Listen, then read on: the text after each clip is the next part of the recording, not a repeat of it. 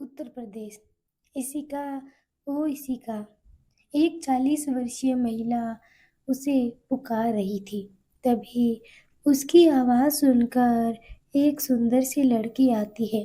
दिखने में एकदम पिसू जैसी काली आंखें, कमर तक सुंदर से घने बाल और दूध जैसा सफेद उसका रंग।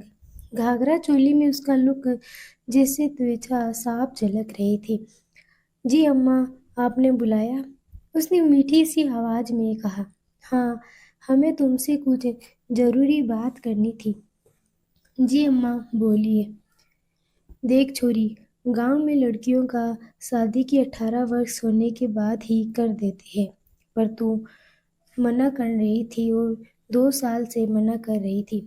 मैं भी ये जानू हूँ किस वजह से कर रही है, पर शादी आजकल होना जरूरी है। एक अच्छा रिश्ता बताया है और मैं चाहती हूँ इस रिश्ते की बात बड़ी है और तू हाँ कर दे।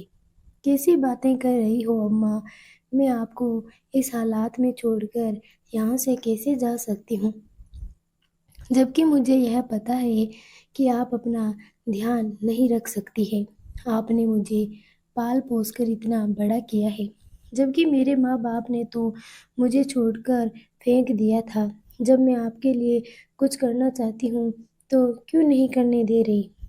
दरअसल अम्मा का कुछ सालों पहले एक्सीडेंट हुआ था, जिसकी वजह से उन्हें काफ़ी ज़्यादा चोट आई थी, जिस वजह से वो ज़्यादा काम वगैरह नहीं कर सकती थी।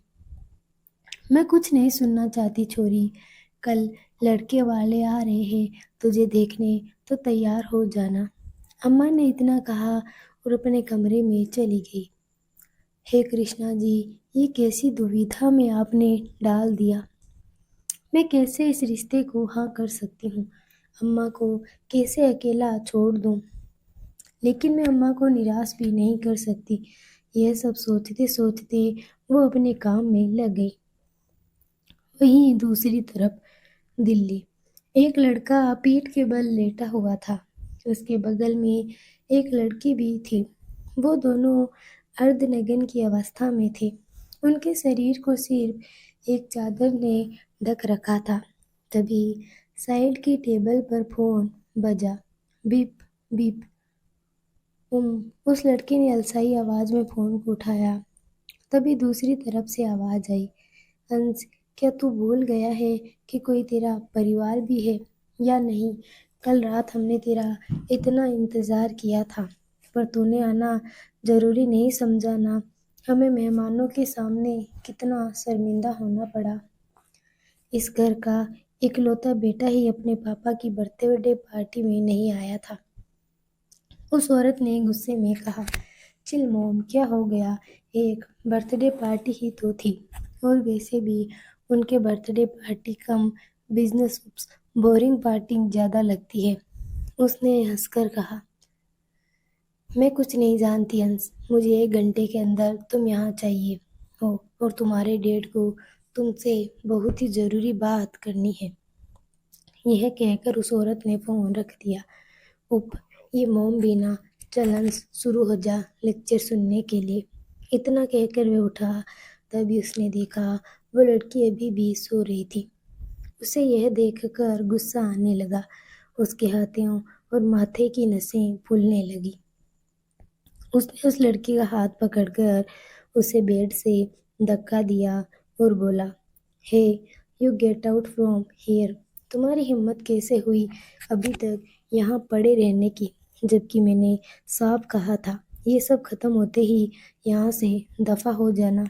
उसने साइड के टेबल पर पड़े चेक को उठाकर उसके मुंह पर फेंकते हुए कहा। उस लड़की ने डर भरी नजरों से उसे देखा और फिर नीचे पड़े चेक को उठाकर वहां से अपने कपड़े उठाकर हंस के पास आई और अपने डर को साइड रखकर अदाओं से बोली, आई नो मैन, तुम्हें रात को बहुत सेटिस्फाइड किया था, तभी उसकी निशानियां मेरी बॉडी पर है। यह कहकर उसने अपनी बॉडी पर इशारा किया, जहाँ पर काटने के कारण नीले निशान बन गए थे। फिर उसने बोला, हे, अगर दोबारा चाहो तो हम फिर से शुरू कर सकते हैं। उसने अंश की नज़रों को अपनी बॉडी पर पाया तो कहा। अंश ने टेढ़ी मुस्कान के साथ कहा, तुम्हारी इतनी औकात नहीं है कि रेहान्स रानी के साथ दोबारा सो सको। मैं किसी के साथ दोबारा सोना क्या, दोबारा नज़र तक नहीं डालता। So get out from here now. रेहान्स रानी, वायु रानी का इकलौता बेटा। रेहान्स एक अमीर बाप की बिगड़ी हुई औलाद थी, जो दिन में पार्टी और रात को अलग अलग लड़कियों के साथ सोना यही करता था। पर दिखने में एकदम परफेक्ट, गोरा रंग, हेजल आईज, परफेक्ट बॉडी, देखने वाला बस देखता ही रह जाए। लड़कियां तो बस पागल है उसके पीछे। रेहान्स की एज 26 है। उस लड़की ने गुस्से से उसकी तरफ देखा और अपने कपड़े पहनकर वहां से चली गई। वहीं उसके जाने के बाद अंश ने अपने कपड़े उठाए और सोवर लेकर तैयार होकर होटल से निकलकर अपने घर चला गया। रानी सदन, दिल्ली। मिसी अंश से बात हुई तुम्हारी? वायु रानी ने सीढ़ियों से नीचे उतरते हुए कहा। जी हुई थी, वो आता ही होगा। तभी बाहर से गाड़ी रुकने की आवाज़ आई, जिसे सुनकर वायु जी बोले, लो आ गए तुम्हारे साहबजादे। वायु जी ने यह कहा और डाइनिंग टेबल पर बैठ गए। हे मॉम, अंश ने आकर अपनी मॉम को गले लगाकर बोला। क्या है ये अंश, रात को यूं कहाँ गायब था? वह बोल ही रही थी, तब तक वायु ने उनकी बात को काटते हुए कहा, कहीं गायब नहीं था यह क्लब गए थे और लड़कियों के साथ मज़े कर रहे थे साहबजादे। खैर, आज हमने एक फैसला लिया था, सोचा बता दूं। कल हम सभी लोग उत्तर प्रदेश जा रहे हैं अंश के रिश्ते के लिए। What are you crazy dad? शादी और नो, मैं कभी नहीं। अंश ने टेबल से उठते हुए कहा, अगर तुमने ये शादी नहीं की तो अंश मेरी संपत्ति से तुम्हें एक फूटी कौड़ी भी नहीं मिलेगी और ये जो पार्टी घूमना सब बंद हो जाएगा। तुम्हारा सोच लो और सुबह तक तैयार हो जाना इस रिश्ते के लिए। यह कहकर वायु रानी अपने ऑफिस के लिए निकल गए। मोम, ये क्या था? मैं शादी नहीं कर सकता, आप डैड को समझाइए, अंश ने गुस्से में कहा। तो फिक्र मत कर अंश, हम कुछ सोच लेंगे। पता नहीं अब तेरे पापा के दिमाग में ये शादी करवाने का फितूर कहाँ से आ गया है। मिसी ने कुछ सोचते हुए बोला। वही अंश गुस्से में अपने मन में बोला, तुम जो भी हो मिस, मैं तुमसे शादी नहीं करने वाला। अगर तुमने मुझसे शादी की तो तुम सोच भी नहीं सकती मैं तुम्हारे साथ क्या करूँगा। यह सोचते हुए वो गुस्से में अपने कमरे में चला गया। तभी एक 35 वर्षीय महिला वहां आई और बोली, क्या भाभी, बहू आने वाली है और आपने बताया भी नहीं? ये वायु रानी के भाई चिरायु रानी की बीवी श्रेया है। आई नहीं है और ना ही आएगी। मैं अपने इकलौते बेटे की शादी ऐसे ही किसी एरी गेरी लड़की से नहीं करवा सकती। मुझे जानना है वायु जी ने अंश के लिए किस लड़की से रिश्ता जोड़ा है और वो अगर मेरे अंश के लिए सही नहीं हुई तो यह शादी मैं किसी भी हाल में नहीं होने दूंगी। यहाँ तक आए हो तो अगले पार्ट को भी ज़रूर पढ़ना, आपको बहुत पसंद आएगी मेरी ये स्टोरी। हमारी चुलबुली इस्सू और डेविल रेहान्स कैसे एक शादी के बंधन में बंध जाते हैं, यह जानने के लिए बने रहिए इस चैनल पे। मिलते हैं कल, तब तक के लिए अलविदा। उत्तर प्रदेश, अगला दिन। इशिका अपने कमरे में बैठी सोच रही थी कि उसे क्या करना चाहिए। क्या उसे इस रिश्ते से मना कर देना चाहिए या मान जाना चाहिए? यही सब सोचते हुए उसे दरवाज़ा खटखटाने की आवाज़ आई। उसने सामने देखा तो पाया अम्मा खड़ी हुई थी। अम्मा, आप आइए ना, वहाँ क्यों खड़ी हो? क्या हुआ छोरी, इतना मुंह क्यों लटका रखा है? लड़के वाले कुछ घंटों में देखने आते होगे और तो यहाँ मुंह लटका कर बैठी है। देख, तेरे लिए कुछ कपड़े लाई हूँ, पहन कर तैयार हो जाना। और राधा आई है, वो भी तुझे तैयार कर देगी। जी अम्मा, इतना कहकर वो नीचे चली गई और इशिका उन कपड़ों को लेकर तैयार होने के लिए चली गई दिल्ली। वहीं वायु रानी, मिसिका रानी, चिरायु और उनकी बीवी सब तैयार होकर अपने प्राइवेट जेट की तरफ चल पड़े। तभी वायु ने कहा, क्या हुआ? आपके साहबजादे को बताया नहीं कि आज उन्हें उत्तर प्रदेश जाना है? जी बता दिया है और वो आता ही होगा। पर पहले आप बताएं, ये लड़की देखने आप वहाँ क्यों जा रहे हैं? यही हम हमारे बच्चे के लिए ऊंचे से ऊंचे खानदान की लड़की मिल सकती है तो वहाँ जाने का क्या मतलब बनता है? यह मिस्का ने इरिटेट होकर कहा था। मिसी, हमें अपने बेटे के लिए ऊंचे खानदान की पत्नी नहीं बल्कि एक सभ्य व सौम्य स्वभाव की लड़की चाहते हैं और हमें पता है उस लड़की के अलावा हमारे बच्चे को सही लाइन पर कोई नहीं ला सकता। वायु जी ने कहा, आप यह इतने विश्वास से कैसे कह सकते हैं कि वो लड़की हमारे बेटे के लिए सही है? और वायु, यह उम्र ही होती है एंजॉय करने की। हमारे बेटे ने कुछ गलत तो नहीं किया ना? इतना समझ लो, मैं उस लड़की को बहुत ही अच्छे से जानता हूँ। तुम्हें समझना और समझाना नामुमकिन है। अपने बेटे को बिगाड़ने का श्रेय आपको ही जाता है। बहुत एंजॉय कर लिया, अब बस जो हम चाहते हैं वो ही होगा। इस बार वायु जी ने थोड़ी ऊंची आवाज में कहा। आगे कुछ कहना मिसी ने भी जरूरी नहीं समझा। तभी श्रेया ने अपने पति चिराग के कान में कहा, क्या बात है, बहू अभी आई नहीं, तभी ये हाल है, जब आएगी तब क्या होगा? तुम चुप करोगी? चिरायु ने कहा। तभी रेहान आता हुआ दिखाई दिया। सबने उसकी तरफ देखा। ब्लैक सूट में वो कहर ढा रहा था। आंखों पर ब्लैक चश्मा और अपना एक हाथ जेब में डाला हुआ दिखने में आज वो बहुत ही हैंडसम लग रहा था। उसने अपने डैड के पास आकर कहा, चलें डैड? अच्छा लगा, तुमने सही फैसला लिया। वायु जी यह कहकर चल दिए। रेहांस ने उनको जाते हुए एक टेढ़ी सी मुस्कान लिए कहा, अच्छा फैसला? आपने कोई और ऑप्शन छोड़ा ही कहाँ था? बट डैड, आपको इस फैसले पर पछतावा तो बहुत ही जल्द होने वाला है। आपको क्या लगता है उस लड़की के आने से दी रेहान रानी बदल जाएगा? नो डैड, मैं नहीं बदलने वाला। पर आपकी होने वाली बहू को दिन में तारे न दिखा दिए तो मेरा नाम भी रेहान रानी नहीं। यह सोचते सोचते वो भी उन लोगों के साथ चल दिया। उत्तर प्रदेश। सब अच्छे से हो गया ना? कहीं कुछ भी कमी नहीं रहनी चाहिए। बड़े लोग हैं, उनके जितने तो नहीं पर जितना हो सकता है उतना अच्छे से सब करना। यह सब अम्मा राधा को बोल रही थी। वो मेहमानों के लिए मिठाई और खाने की चीजें रख रही थी। जी अम्मा, सब अच्छे से हो गया, अब बस लड़के वाले आ जाए। राधा ने थोड़े उत्साह से ही कहा, यीशु को तैयार कर दिया ना अच्छे से तूने?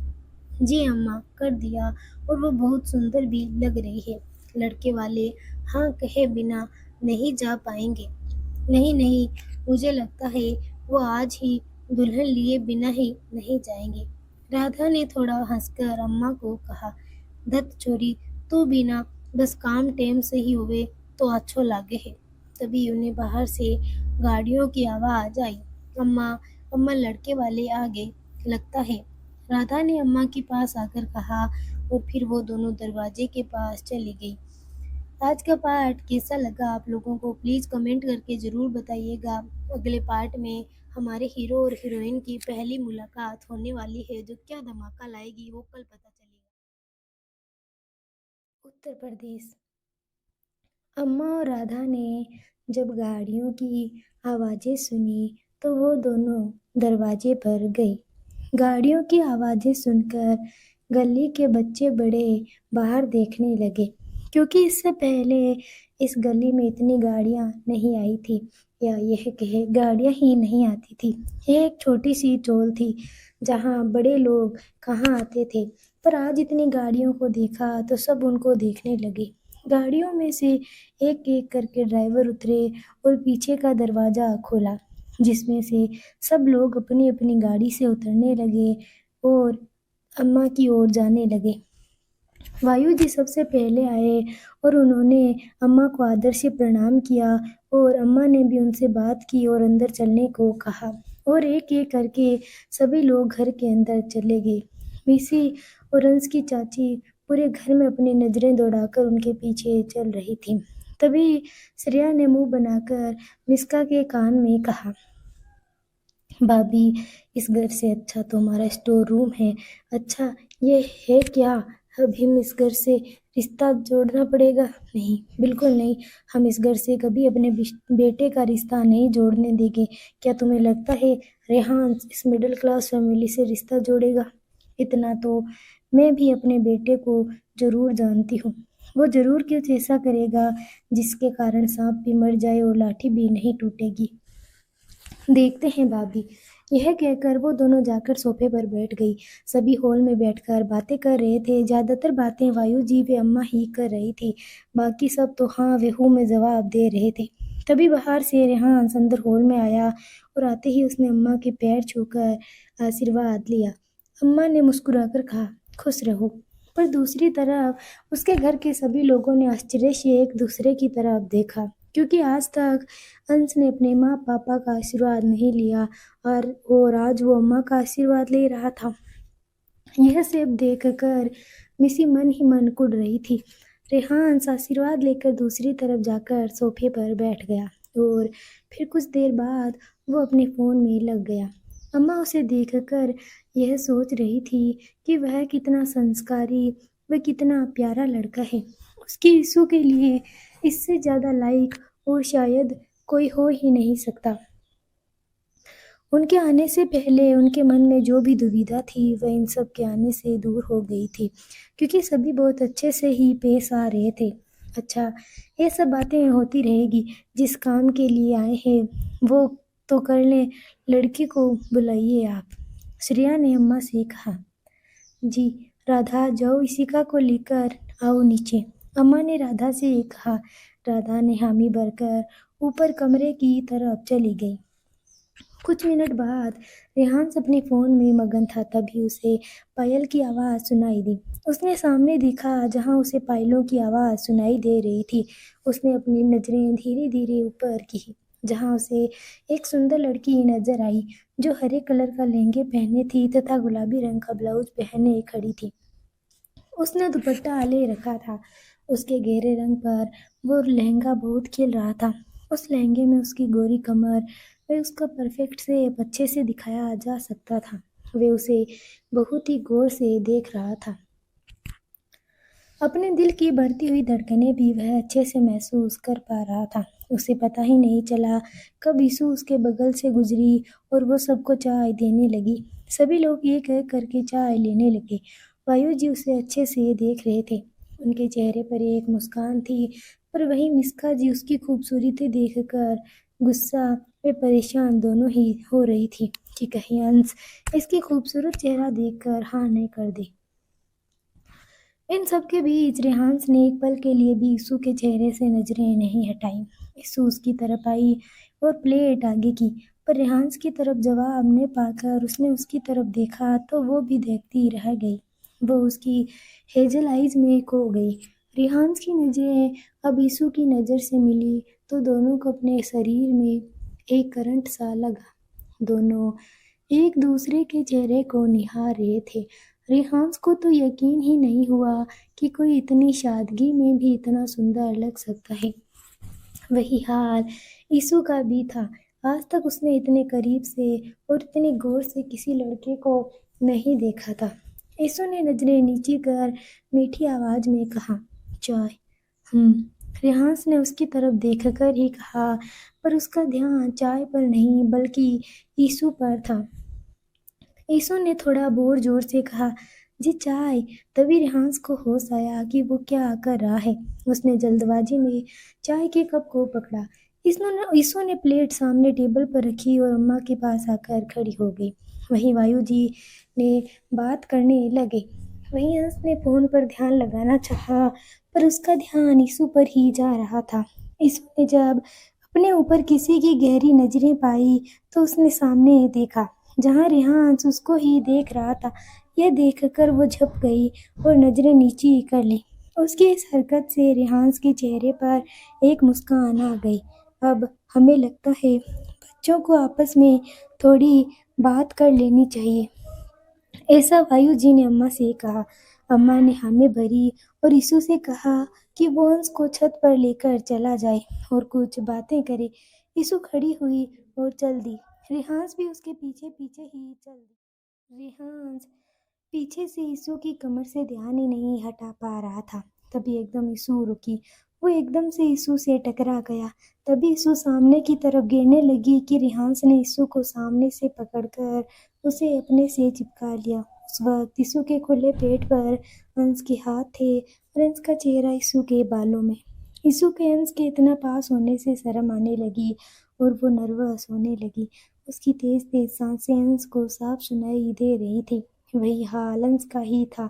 यीशु के इतना पास होने से उसका दिल जोरों से धड़क रहा था। आज तक न जाने वो कितनी ही लड़कियों के करीब था। उसे ऐसा कभी महसूस नहीं हुआ जितना आज उसे हो रहा है। यीशु की खुशबू उसे और बहका रही थी। धीरे धीरे उसने अपना हाथ यीशु के पेट पर चलाना शुरू कर दिया, जिसके कारण यीशु की सांसें तेज होने लगी। यीशु की सांसों को तेज चलता देख रेहांस को खुद से मुस्कुराने से रोक नहीं पाया। वे एक दूसरे की बॉडी को बहुत अच्छे से महसूस कर पा रहे थे। तभी यीशु ने उसे अपनी कोहनी मारी और उसे दूर किया और उसके सामने चेहरा करके खड़ी हो गई। यीशु की यह हरकत से रेहांस को बहुत गुस्सा आया। उसने गुस्से भरी नजरों से यीशु की तरफ देखा और गुस्से से एक एक शब्द को चबाकर कहा, तुम्हारी इतनी हिम्मत कैसे हुई मुझे खुद से दूर करने की। यीशु गुस्से से डर गई और 2 कदम पीछे हट गई और कहने लगी, वो हम। तभी रेहांस ने उसकी ओर कदम बढ़ाते हुए कहा, क्या वो क्या लगा रखा है, बोलो। उसने थोड़ा जोर से कहा था। उसकी तेज आवाज से इशिका की आंखों में आंसू आ गए और उसने अपने कदम और पीछे लेते हुए धीमी सी आवाज में कहा, वो हमें आपके इस तरीके से करीब आना अच्छा नहीं लगा। ये गलत था, इसीलिए हमने आपको धक्का दिया। हमें यह पसंद नहीं कि कोई हमें इस तरीके से छुए। अच्छा, तो तुम्हें मेरा करीब आना पसंद नहीं, मेरा छूना पसंद नहीं, तो किसका छूना पसंद है तुम्हें? कौन है वो बताओ, किसका छूना तुम्हें पसंद है?